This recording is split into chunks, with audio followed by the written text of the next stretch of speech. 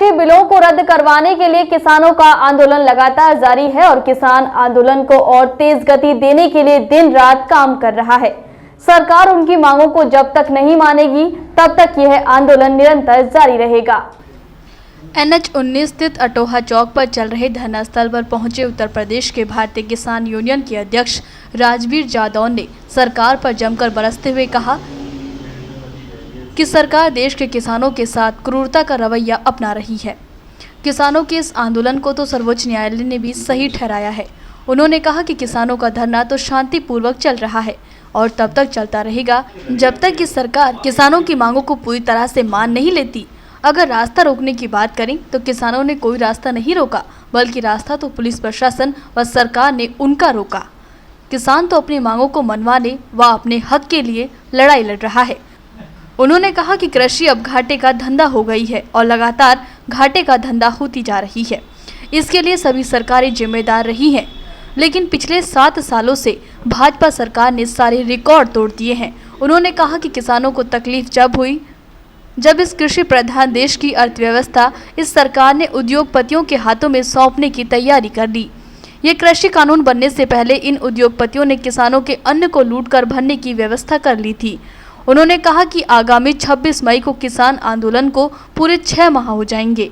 इसको लेकर किसानों ने निर्णय लिया है कि इस तारीख को काला दिवस के रूप में मनाया जाएगा। धरना लगातार जारी रहेगा। सरकार कितना भी क्रूर रवैया अपना ले, किसान अपने हक के लिए लड़ता रहेगा।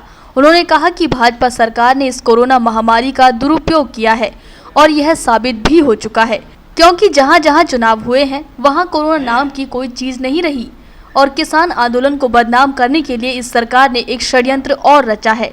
अब सरकार कह रही है कि किसान आंदोलन की वजह से कोरोना फैल रहा है। उन्होंने ये तक कह दिया कि कोरोना एक सरकारी बीमारी है, क्योंकि यह सरकार के कहने पर ही बढ़ती है और सरकार के कहने पर ही घट जाती है। लेकिन बावजूद इसके किसान इस महामारी में भी शांतिपूर्वक तरीके से अपना आंदोलन कर रहे हैं और सरकार के सभी दिशा निर्देशों का पालन कर रहे हैं।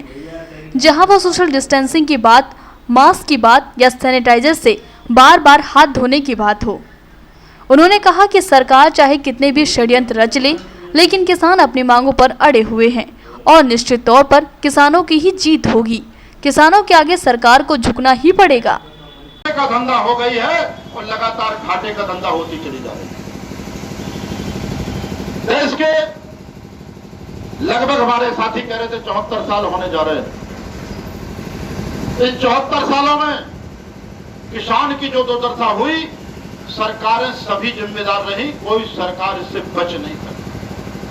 लेकिन ये 7 साल से जो सरकार चल रही है, इसने सारे रिकॉर्ड तोड़ दिए। तकलीफ जब हुई कि इस कृषि प्रधान देश की व्यवस्था इस सरकार ने उद्योगपतियों के हाथों में सौंपने की तैयारी कर। कानून बनने से पहले धन्ना सेठों को पता चल जाता है कि अब किस व्यवस्था में, किस व्यापार में फायदा होगा और उसी के अनुरूप आपके हरियाणा, पंजाब और बहुत सारे प्रांतों में खेती के अन्न को उपजाने वाले किसान के अन्न को लूट करके भरने की व्यवस्था इस कानून के लागू होने के 2 साल पहले कर ली। ये कौन सा प्रजातंत्र है जिसमें कानून बनने के 2 साल पहले सरमाएदारों को, उद्योगपतियों को पता चल जाता है कि हमें अब कौन सा कदम उठाना है। जब से ये 3 कानून लागू हुए, हमारे हरियाणा और पंजाब के साथियों ने, हमारे टिकैत साहब ने इनका विरोध करना शुरू किया।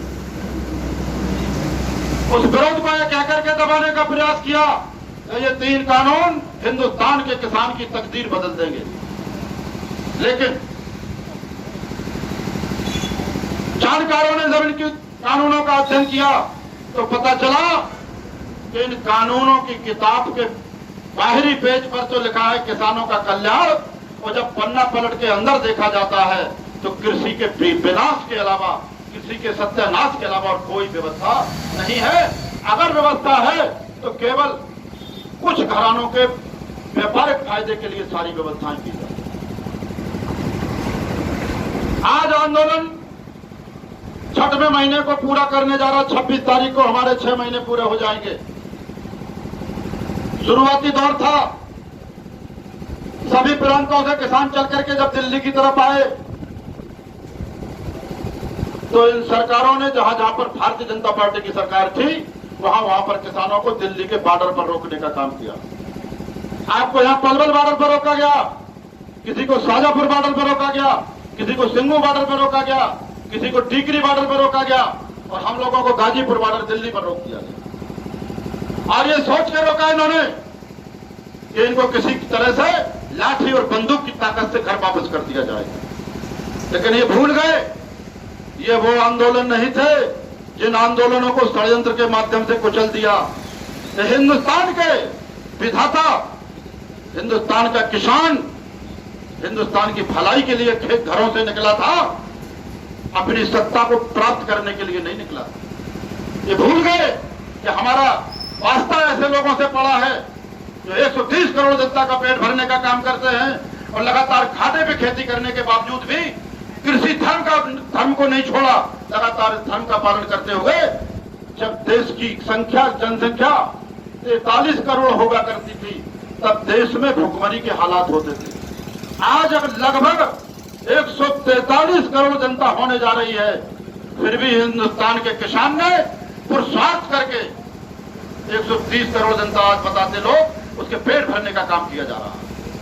हमें संयम बना के रखना है। 6 महीने तक आंदोलन चल रहा है, विश्व का सबसे बड़ा आंदोलन बन गया है आज ये, और इसकी अभी पता नहीं कि आंदोलन कब तक चलेगा। ये ताकत जो आपको आज 6 महीने से लगातार आंदोलन करा रही है, ये ताकत है शांतिपूर्ण आंदोलन करने की ताकत, जिसका तोड़ सरकार के पास नहीं है। ये सरकार सर्वोच्च न्यायालय, माननीय सर्वोच्च न्यायालय के पास गई, सर्वोच्च न्यायालय ने फटकार लगाई इनको कि किसानों ने रास्ता नहीं रोका दिल्ली का, तुमने किसानों को दिल्ली के रास्ते पर रोका हुआ।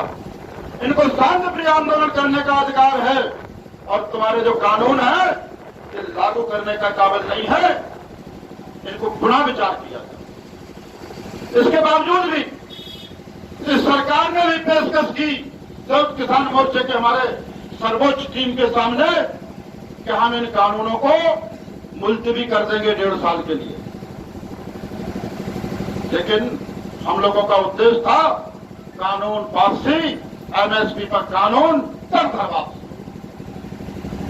ये शुरुआत में कहते थे कि हमारे कानून गंगा जल की तरह पवित्र हैं, सोने के अक्षरों की तरह खरे हैं।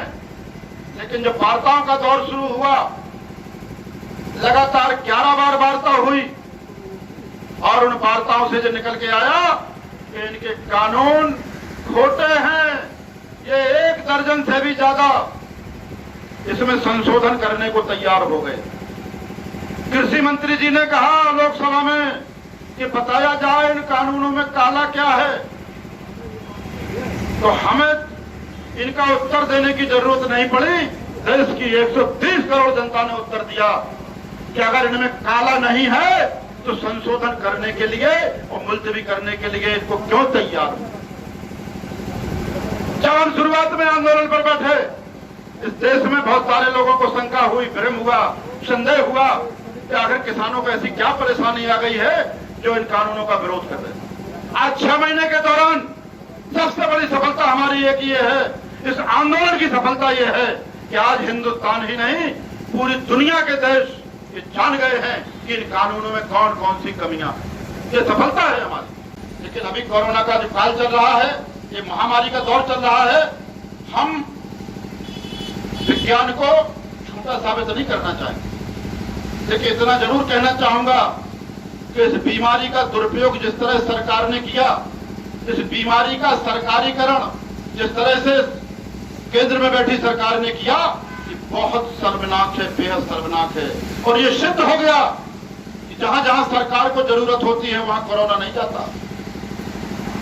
अभी चुनाव हुए, बड़ी बड़ी सभाएं हुई, प्रधानमंत्री जी की हुई और सारे नेताओं की हुई, वहां कोरोना नहीं था। जहां आंदोलन कर रहा किसान, वहां बताया गया कि किसानों से कोरोना फैल रहा।